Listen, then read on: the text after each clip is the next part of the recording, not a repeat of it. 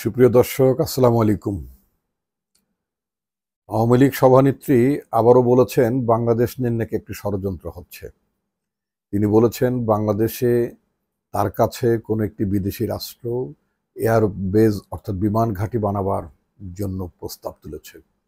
যদিও তিনি কোনো দেশের নাম উল্লেখ করেননি, তবে তিনি বলেছেন কোনো সাদা চামড়ার লোক, মানে তিনি স্বভাবসুলভভাবে যেভাবে বলে থাকেন, সে বলেছেন সাদা চামড়াদেরই একজন। কথাটি তিনি সেনাবাহিনীর সাথে কোনো মিটিংয়ে বলেননি বা সশস্ত্র বাহিনীর সম্মিলিত কোনো মিটিংয়ে তিনি এই কথাগুলো উচ্চারণ করেননি। এমনকি ক্যাবিনেট মিটিংও বলেননি তার নিজের দলের সভায়। 23শে মে উনি নির্বাচনে জেতার পরে এই যে একটা আমিডামি নির্বাচন করলেন, এই নির্বাচনের দায়িত্বভার গ্রহণ করার পরে এই প্রথম তার দলের সাথে যে 14টি দল, হাসানুল হক ইনু, রাশেদ খান মেননদের সমন্বয়ে যে 14টি দল ছিল, এই 14 দলের ছোট বড় নানান ধরনের দল উপদল এদের নিয়ে তিনি একটি মিটিংয়ে বসেছিলেন। তো তাদেরকে তিনি কথা বলেছেন, যদিও শেখ হাসিনার তরফ থেকে এই ধরনের কথা নতুন নয়। তিনি এর আগেও বলেছেন যে বাংলাদেশে নাকি বিদেশিরা ঘাঁটি করতে চায় সেন্ট মার্টিন। এর আগে বলেছেন সেন্ট মার্টিন দ্বীপ যদি তিনি দিয়ে দিতেন, অন্য কাউকে যদি ইজারা দিতেন, তাহলে নাকি তাকে ক্ষমতা থেকে হটানোর ষড়যন্ত্র করা হতো না।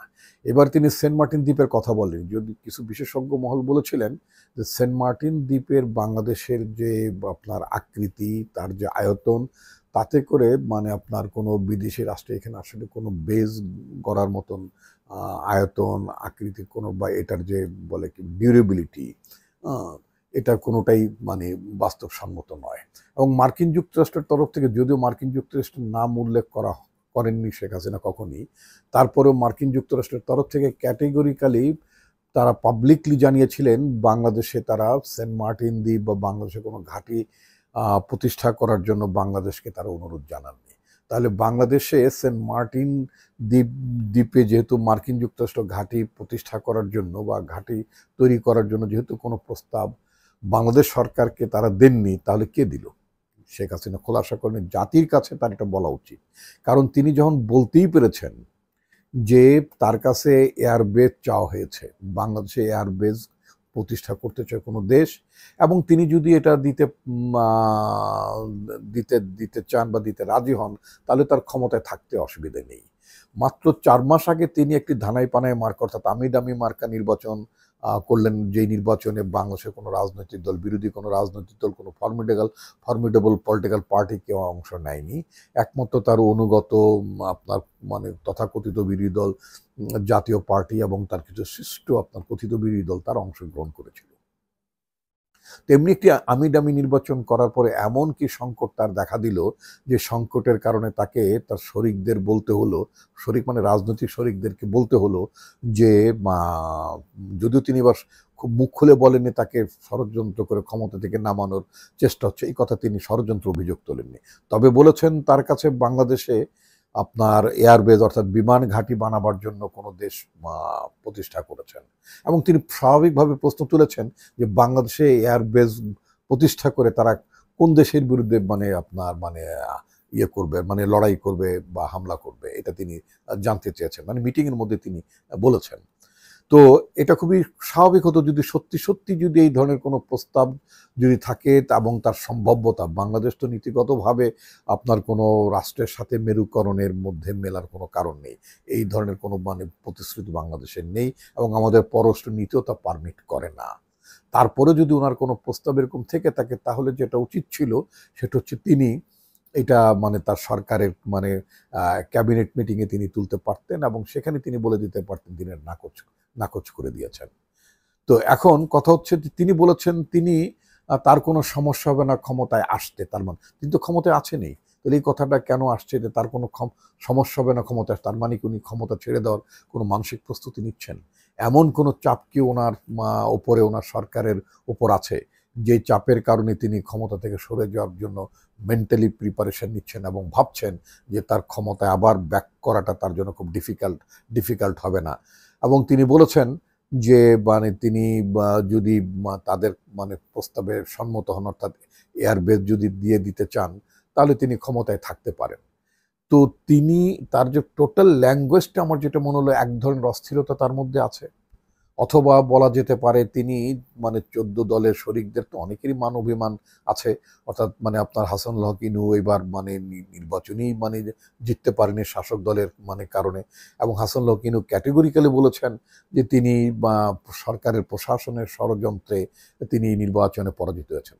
রাশেদ খান মেননকে অন্ততপক্ষে 3 দফা তার আসন বদলে তাকে মানে আপনার জেতার, পার্লামেন্টে জেতার একটি সিট নিয়ে আসার সুযোগ দেওয়া হয়েছে। গতবারের মতো এবার তার স্ত্রীকেও আপনার সংরক্ষিত আসন দেওয়া হয়নি, এবং রাশেদ খান মেনন সাহেবের দলের মানে জেনারেল সেক্রেটারি তিনিও নির্বাচনে আওয়ামী লীগের শরিকদের চাপে তিনিও পরাজিত হয়েছেন। সব মিলিয়ে শরিক আওয়ামী লীগের যে আপনার মানে রাজনৈতিক শরিক যারা, রাজনৈতিক মিত্র যে আপনার যে কথিত 14 দল, এই কথিত 14 দলের মধ্যে অনেকের মান অভিমান আছে। ফলে তাদেরকে প্রশমিত করার জন্যই মানে শেখ হাসিনা এই আন্তর্জাতিক চাপ, বাংলাদেশে ঘাঁটি গাড়ার বিষয়গুলো, এই ধরনের কথাবার্তা তিনি তাদেরকে বলে প্রশমিত করতে চাইলেন কিনা সেটা বোঝা বড় মুশকিল। তবে শেখ হাসিনার তরফ থেকে মানে এর আগেও কিন্তু বলা হয়েছিল যে বাংলাদেশে মানে আপনার আমেরিকা ঘাঁটি গাড়তে চায়, মানে সরাসরি আমেরিকার কথা তিনি বলতেন না, কিন্তু আমেরিকা এটা প্রত্যাখ্যানও করেছে এই ধরনের দাবির পরিপ্রেক্ষিতে। এবার ক্যাটেগরিক্যালি বলেছেন যে আপনার এয়ারবেজ এবং এয়ারবেজ মানে বিমান ঘাঁটি করার কথা বলেছেন। তার মানে বঙ্গোপসাগর এবং আপনার ভারত মহাসাগরের উদাহরণ টানতে যে এক্সকিউজ মি, তিনি যেটা বলার চেষ্টা করেছেন সেটা হলো যে মনে হলো যে অনেকটা আপনার বঙ্গোপসাগর বা ভারত মহাসাগরের মানে সন্নিকটে এরকম কোনো জায়গাতেই হয়তো কোনো পরাশক্তি বা বিদেশি শক্তি এয়ারবেস করতে চেয়েছেন। তার কথা মনে, কিন্তু তিনি বিষয়টি স্পষ্ট করেনি। এক্ষেত্রে আমাদের বক্তব্য হচ্ছে, মানে আমার ব্যক্তিগত অভিমত হচ্ছে, আওয়ামী লীগের সভানেত্রী তিনি যেভাবে হোক না কেন আমির নির্বাচন করে হলো তো সরকারের নিয়ন্ত্রণ, সরকারের কর্তৃত্ব এখন পর্যন্ত তারই হাতে। সুতরাং তার উচিত মানে এই বিষয়টি সরকারিভাবে উপস্থাপন করা। এটা 14 দল is not the appropriate forum. 14 দল এই ধরনের জাতীয় একটি সংকট, জাতীয় একটি মানে প্রশ্ন, একটি পরাশক্তি অথবা একটি বিদেশি শক্তি যেখানে বাংলাদেশের ভূমি ব্যবহার করে তারা বিমান ঘাঁটি মানে আপনার নির্মাণ করতে চায়, এটা কোনো ছোটোখাটো প্রস্তাব না। তো সুতরাং এটা 14 দলের মধ্যে যাদের অধিকাংশেরই কথিত পার্লামেন্ট বলতে এই কারণে বোঝাচ্ছি যে এটা জনগণের রিপ্রেজেন্টেড পার্লামেন্ট না। তো যে হোক সেই আমিডামি পার্লামেন্টে যাদের মাত্র একটি দুটি আসন আছে, এমন এমন এমন একটি মানে পলিটিক্যাল গ্রুপের সাথে তিনি মত বিনিময় করার সময় অথবা তাদের সাথে সৌজন্য সাক্ষাৎ করার মধ্য দিয়ে এই ধরনের একটি জাতীয় সমস্যা, এই ধরনের একটি বড় ধরনের প্রশ্ন তিনি সেখানে উত্থাপন মানে যেটা করেছেন, আমি মনে করি এটা খুব উপযুক্ত ফোরাম নয়। বরং এটি সরকারি পর্যায়ে এটা আলোচনা করা উচিত, এবং যেহেতু জাতীয় স্বার্থের ব্যাপারটি এখানে জড়িত, অর্থাৎ বাংলাদেশ এখানে যদি কোনো বিদেশি বা পরাশক্তিকে যদি এখানে বিমান ঘাঁটি দেওয়ার অনুমতি দেয়, তাহলে অন্য পরাশক্তি এই ব্যাপারে নাকশ হতে পারে। এই ব্যাপারে আমাদের ভূ নিরাপত্তার কোনো সংকট আছে কিনা, অন্য কোনো রাষ্ট্রের সাথে আমাদের বৈরিতার মানে সম্পর্ক হবে কিনা, নানা ধরনের ইস্যু নিয়ে সরকারের নিজেদের মধ্যে সরকারি পর্যায়ে আমাদের সশস্ত্র বাহিনীর সাথেও তো বিষয়গুলো আলোচনা হতে পারত। এবং আমি যেটা মনে করি যে মানে এই সরকার উচিত হবে বাংলাদেশের সকল ক্রিয়াশীল রাজনৈতিক দলের সাথে তার মানে বৈঠক করা, তাদেরকে বৈঠকে আমন্ত্রণ জানানো, এবং এই সংকটটির কথা, এই প্রস্তাবের কথা তাদের সবার সাথে আলোচনা করে মত বিনিময় করা।